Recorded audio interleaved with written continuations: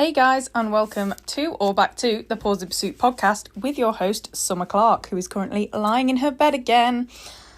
And I'm going to start singing already. This is not a good start. But anyway, guys, how are we all doing? I am okay. I'm okay. I could be better, but I'm okay. So, you know what? How about we just dive straight into the weekly recap, okay? So I'm actually looking at my calendar right now because I've completely forgot what I have done since last Wednesday, which I actually don't think is a lot looking at this. The only thing I've really got to update you all on is Hinckley, which was this past weekend. And I'm not going to lie, guys, I don't know what's going on at the moment with my luck in agility, which I know is really not ideal of me to say because I literally won every single thing at Crufts. Like, I know that. I had great luck. Well, it just went well, didn't it? But now I'm like, down in the dumps because nothing's going my way. I know it sounds a bit, almost spoiled, but I don't mean it like that. I mean, just what's been going on lately with my runs is almost unbelievable. So a few podcast episodes ago, I told you guys that Arrow has pretty much stopped knocking poles entirely since I started taking him to physio. Well, it appears that I've jinxed myself completely because he has knocked more poles in the past few weeks than he has in his entire career, I swear to God. Before anyone goes crazy at me and is like, Summer, he's probably injured. No, I still take him to physio and he's had checkups and he's not injured. So don't come at me. Nottingham, I told you what happened with the one pole in each run and assumed it was because it was wet. And then this weekend happened at Hinckley, and to be fair, it was only 2 poles all weekend. But it was in the bloody class I wanted it not to be, okay? It was in Crufts singles. And he knocked 2 poles in Crufts singles and would have had the 4th fastest. He would have come 4th. He had the 4th fastest time. So I was fuming, not with Arrow, obviously, with the situation. So that was great. And it just seemed especially typical because it was the poles that ruined our YKC qualifiers at Nottingham, wasn't it? So that is 1, 2, 3, 2 classes at Crufts we would have qualified for by now. And then a hell of a lot of Crufts singles points. Well, for me anyway, I haven't really got loads of them before, so I don't have a lot to compare to. But some Crufts single points this weekend, so fuming. But he was a good boy. He listened to me a lot this weekend. He came 2nd in a normal agility on Saturday, and then he came 5th in champ agility. And once again, Champ was scuppered by the jumping round where he just completely forgot how to do agility and saw the start jump from about halfway across the course and was like, yeah, that's the jump that Summer wants me to take, and took it. And I turned around and looked at the judge, and the judge was like, what? And I was like, what? And the crowd was like, what? And I just stood there laughing. And then, yeah, because if you don't laugh, you cry, Humour is literally my coping mechanism. Like, if things start going wrong for me, I'm going to make TikToks about it. I'm going to put sarcastic stories up about it. It just turns a negative situation into a funny one, and I enjoy funny situations. So that's why I just take the piss because it's funny, isn't it? I don't moan, I just take the piss. It probably sounds like I'm moaning, but I'm actually just taking the piss. Sometimes I am moaning, though. Like on Facebook, I probably sound like I was moaning, because I am. I was like, what? Yeah, I was just, you know what? Because I think on social media especially, it's so important to be real and not just put all the positive things on. And that's something I really try to do, is put the things that go wrong and the negative feelings surrounding agility on as well. Because I've had quite a lot of people over the years be like, oh, it's Summer and Arrow, no one, there's no chance now, oh no, I saw you, and I was like, oh no, and blah, blah, blah. And it feels like people kind of had Arrow on a pedestal almost, do you know what I mean? And he is brilliant, don't get me wrong, but, all the shite behind the scenes that has happened throughout his career. And, over the past year or so or whatever, I have really tried to put on all the negative stuff too, more than before, because I want people to, I want people to realise that, 1, it's not just them when shit happens, and 2, it's not the almighty Arrow. He's a dog and I'm a handler, and things go wrong and we mess up, and bad luck happens to us as well. So next time you see me in the queue, don't come up to me and be like, oh no, it's Summer and Arrow, because I have just as much likelihood to go wrong as you. Okay, just saying. So yeah, I've gone off on a real tangent, but that was Hinckley. One day we'll get a bloody ticket. I know we will. It just takes time. And it always seems to be the agility course that's lovely, and then the jumping course is flipping shit hard, and everyone struggles with it. And, well, yeah, literally everyone. There was not that many clears in either jumpings over the past few weekends. And, like, to be honest, champ should be really hard. It should. But it's just a pattern I've noticed. The agility's, like, pretty fine. And then the champ jumping is bloody champ jumping. Like, it is hard. But we're going to keep going. And that is pretty much my weekly recap. Having a deload week this week from the gym because my body's just really sore. My hip flexors are so sore, man. They're so sore. And I'm just in pain and my back's bothering me. And I think I've just been go for so long and like push with the weights and the exercise because I do love it. And I kind of forget I need rest. Like, rest is more important than the actual exercise when it comes to working out and stuff. And I've kind of been neglecting that. I've been neglecting my recovery. So I'm taking this week just to walk the dog, do not a lot else, basically. Went to the osteo, had a nice massage, hoping by next week I'll be fine. But yeah, just got to listen to my body, you know. What have we got coming up then? So before we get into the topic, I have Thames this weekend. So I'll be camping at Thames, ready for the party, you know. And another crack at champ. So if you see me and I do well in the agility and bad in the jumping again, just that'll be the third weekend in a row, okay? So I'm hoping for a bit more good luck there. So we've got Thames this weekend, and yeah, so there is my little life update, I suppose. Still doing my new job, still loving it. But yeah, that's life. So hope you have all had a good week too. And shall we get into today's episode? So, 10 ways to fit training into your schedule and reach your goals. Because life is... Oh, Ethel, can you hear Ethel? She's like yawning and making noises. She's just eating her tea in the hallway. Anyway, I'm getting distracted. If you hear her, just remember how cute she is and don't be mad. But anyway, what was I saying? Yeah, so... Life's, okay? Life is lifing. There's a lot to do. 24 hours is just not enough in a day, is it? Fitting things in is hard. And having a job, never mind, having a part-time job and agility is still too much job and not enough agility. So if you have a full-time job and you try and do agility, I can't even imagine, okay? Ethel, shush. Jesus Christ. Anyway. Oh, there we go. She's been let into the kitchen. So yeah, there's a lot to fit in. There's a lot to fit in a day, and there's a lot to do in life, and we have a lot of responsibilities. So today I'm going to be giving you 10 ways, 10 little kind of hacks to fit your agility training sessions into your life, and make the most out of those sessions, like make them really good quality sessions so that you reach your goals, and a big emphasis on making them goal-specific sessions as well. So, number 1 is to plan your week or day ahead of time. So, either, and people have different ways to do this. So, I do it day by day, but some people do it week by week. So, say some people do it on a Sunday where they sit down and they plan out their week. I do it day by day. So, the evening of the previous day, I schedule the following day. And this helps hugely because if you've got a plan as to how you're going to fit everything that you need to do in, and it's written down either on paper or on your phone in the Notes app, my Notes app is the place. It is if you want to look inside my brain, open my Notes app because that is everything.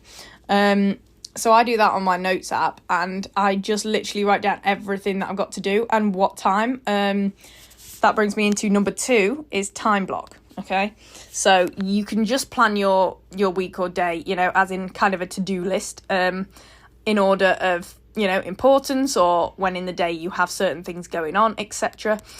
But then time blocking is like a step further than that. So that is where you literally sort of plan what times you're going to do everything. It's like down to the minute, if that makes sense. And yes, it's not going to be exact every single time, okay? It's probably never going to be exact, but you know, if you start at, say, 7 a.m. and end at, like, 8 p.m, it's not the end of the world if it maybe runs to 8, 9, or, you know, maybe you get up 15 minutes later and it starts at 7:15. Do you get what I mean? Like, it doesn't have to be perfect, but allocating time that it will take to complete each thing really helps make it specific and make sure that you know that you will fit everything in. And that's how you're going to fit your training sessions in, because you know how they say with, like, relationships, if they wanted to, they would. If you want to fit in your training session, you will. Like, you will find the time to put that in to your day, if that makes sense. So if you do that the night before or on the Sunday, then you can just put it in. Like, you put it in. If you really want to get it done, just put it in. And when you're going to do that. Number 3, which is very important, is know your goals and how to achieve them. So there's no point just going and doing training sessions willy-nilly, just random things, because what's that doing? Like, yeah, I suppose it's better than nothing, but, you know, apart from if you kind of just want to, quote-unquote, keep your dog in the game and just keep their head doing agility and doing random things, that's fine, I guess.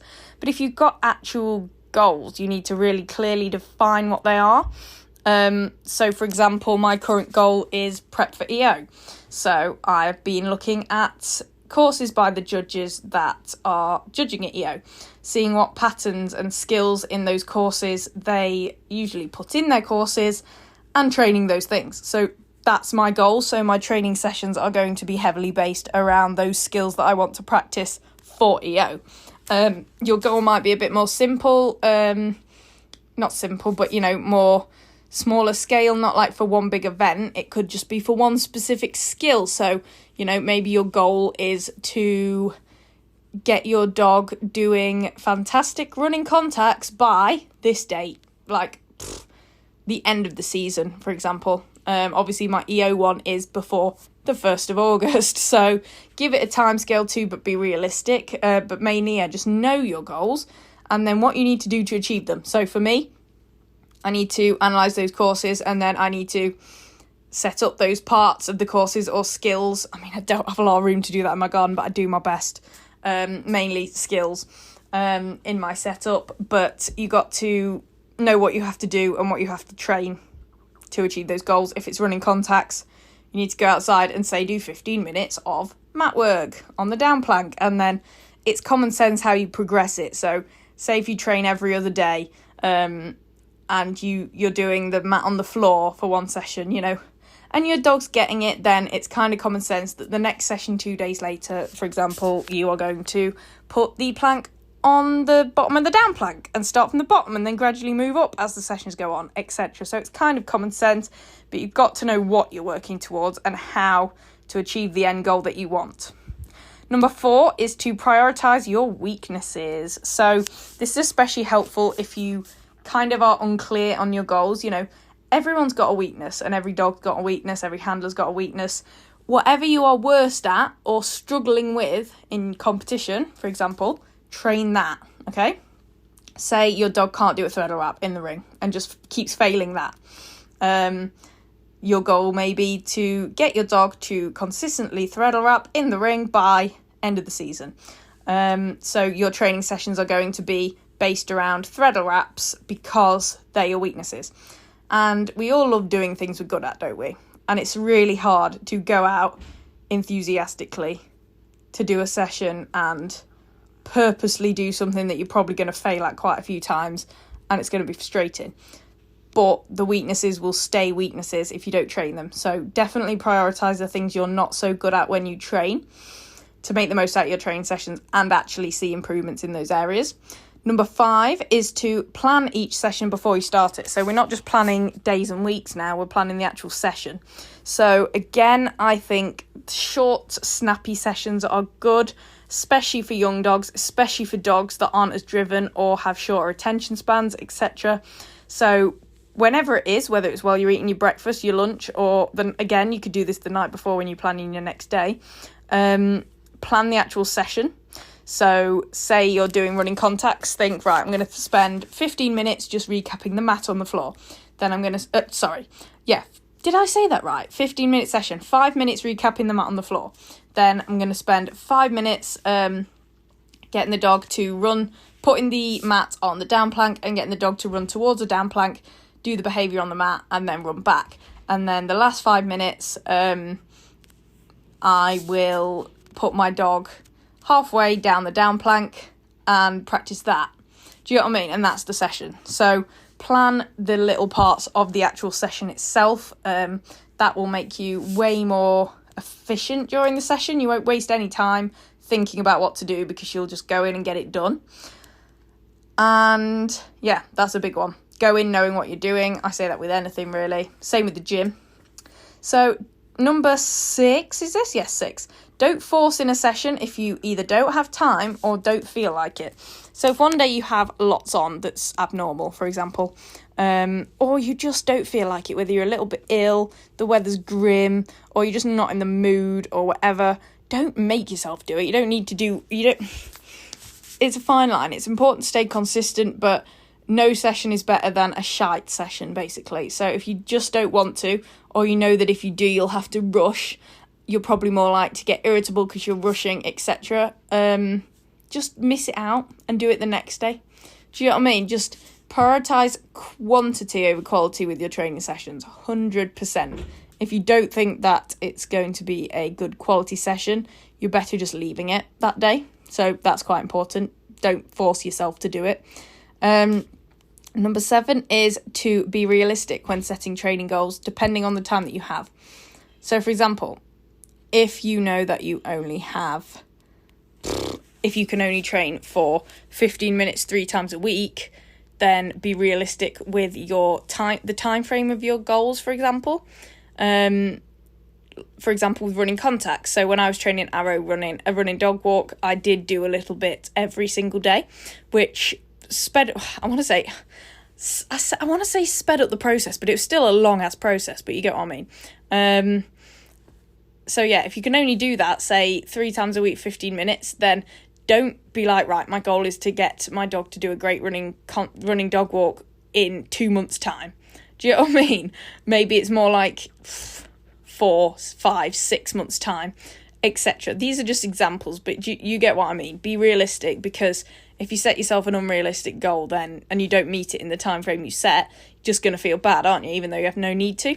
So, understand the limits on your time and just accept them. As long as you're doing your best to fit in the sessions when and where you can, that's all you can do. And then set your goals around that and just be happy with it. Think, well, I'm doing the best I can, and be realistic and basically kind to yourself about it. It'll also stop you getting frustrated as well if you don't see as much progress as you initially thought you would or wanted to, for example. So number 8 is don't sacrifice more important things for training. For example, rest, strength and conditioning, walking, etc. So, for example, in a day, if you had, again, a busy day and you had the choice of either skipping your dog's strength and conditioning or physio exercises for the day, skipping their walk or skipping a training session, for example, I would skip the training session over the strength and conditioning. Do you get what I mean? And I would skip the training session and give my dog their walk for the day. Do you get what I mean? So again, it's a bit back to prioritising, isn't it? So be sensible with it. Put rest on there. You should be allocating rest separately anyway, but yeah, it does make sense. So if you're flat out for a day and the only 15 minutes you get to sit the hell down, for example, all day, use it to sit the hell down and rest for 15 minutes instead of carrying on and going out and doing a training session. Do you get what I mean? Like, again, it depends how you feel. Maybe you want to do that, I don't know. But yeah, don't be afraid to skip the training session because you have to choose between that and something that's actually more important to you, if that makes sense. Number 9 is to focus on one area per session. So I used to do that many moons ago, where I'd go out and do, say, a half an hour training session, and I'd train a bit of everything. And this probably does work for some people, but I realised that I actually don't prefer doing that. Like, I'd rather go out and have a session that is based around one thing, if that makes sense. So for example, going out and doing a throttle wrap session or a running dog walk session, instead of doing like 5 minutes throttle wraps, 5 minutes dog walks, 5 minutes weaves. I'd rather just have one thing, and kind of, I want to see a little bit of visible progression by the end of that session, and you're way more likely to get that if you just focus on that for the session. So my advice is to focus on one area per session. And, you know, you can, if you're working on a few things at once, which I know a lot of you are, I did with Arrow when he was younger. I was obviously trying to train his weaves and a running dog walk and a seesaw or whatever at the same time. So if you could fit 3 sessions in a week, do 1 on the dog walk, 1 on the seesaw, and 1 on the throttle wraps. If that makes sense, instead of trying to do it all in one session, say all in one 15-minute session, etc. That has really helped me out and takes the pressure off. And the very last, it's also better for the dog, by the way, just before I move on to the last point. It's the dog's going to get less confused, right, if you focus on one skill per session. If you only have a very small amount of time. If you can go out and do an hour session with breaks, obviously, then yeah, you can do a few things. Do you get what I mean? But if you've got a very small amount of time as it is, you're better off just focusing on one thing. So finally, number 10 is remember that you don't always have to end every session on a high. It took me so long to come to terms with this for some reason, and I think it's because I'm a perfectionist and I'm a little bit OCD. Well, a lot a bit OCD. I'm quite OCD. You don't always have to end on a high. So you don't have to, say if your dog's struggling with something, you don't have to keep repping it out until they get it right. Because funnily enough, as you keep repping it out, the likelihood of your dog getting it right is actually going down because they're getting more fatigued and frustrated. You can end a session after a failed rep. If you can do that. I know it is nice to end on a high, but you can end on a failed rep, especially if you notice your dog's tired or frustrated, or you're frustrated or tired. You're best to just stop and resume the next day. Do you get what I mean? You don't have to keep pushing through until you get that good last rep of a behaviour or something, if that makes sense. If you really want to end on a high, how about instead of not forcing, that sounds really mean, instead of like pushing yourself and your dog to carry on until you get a certain behaviour right, why don't you ask your dog for a simple behaviour that you know they can do and will do straight away to set them up for success, and rewarding that behaviour with a yay and a treat, and then you're on a high and you can finish. Yes, it wasn't the same behaviour as you were training, but you still technically ended on a high, which is especially important because in your dog's head you ended on a high as well. But you can end on a failed rep. It's fine. You don't have to keep going until it's right. You have plenty of sessions coming up in the next few days, weeks to keep working on it. It doesn't all have to be achieved on that day in that session. That's fine, okay? And there are my 10 points. So I hope you enjoyed. I hope they helped. It is really hard to fit in everything in a day, especially when you're a busy person. I feel that it is difficult, but it can be done. And those are just some of my best tips to basically just make it easier for you, really, and less stressful, and make it so that you're more inclined to get a session in. Because sometimes if we think about fitting something in, it can feel super overwhelming and like a bigger deal than it is.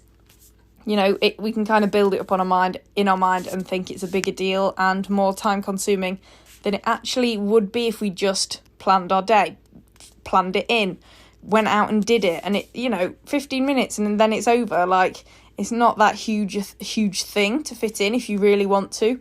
And I do believe that we will find time for the things that are really, really, really important to us in the day. We often do that even subconsciously. We're quite good at prioritising subconsciously a lot of the time. We will want to do the things that mean the most to us before the things that don't. Like, that's kind of natural. So I bloody believe in you. You can fit in your sessions, but at the same time, you don't have to be really strict with it. But when you can, give those tips a go.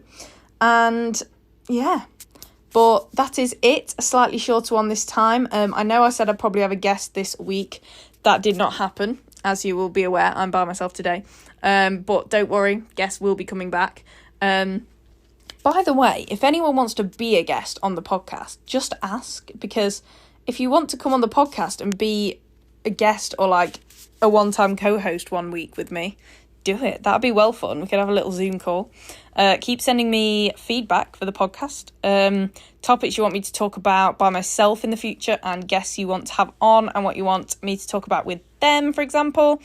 And don't forget to rate and review the podcast on Spotify and Apple Podcasts. If you're feeling generous, 5 stars would be lovely. Thank you very, very much. And I believe that's everything. Follow me on social media at Pause and Pursuit on pretty much every single platform. I am active on them pretty much every day, especially Instagram. YouTube, I do want to get back to like maybe vlog style videos and stuff like that. But effort in it, like I sounded so northern then. Effort in it, mate. But yeah, I do want to do some more of those. And with all the shows I have coming up, I have no excuse not to, really, do I? So if you see me walking around a show, come up to me and be like, oi, whip your camera around, start vlogging, get the content, gal. But anyway, that is it. I am back on I'm trying to get back on my TikTok grind. I love TikTok so much. It's just a piss take and I love it. That's so my humour. And like I'm just enjoying like taking the piss out of things that happen to me on TikTok. So if you want to laugh, go follow me on TikTok. But I will stop rambling now and go and eat my tea and go to bed, because it's actually 6:30, so we're doing this a little bit earlier than last week. But anyway, yeah, I'm going to go enjoy the rest of my chilled out evening. Bye, guys.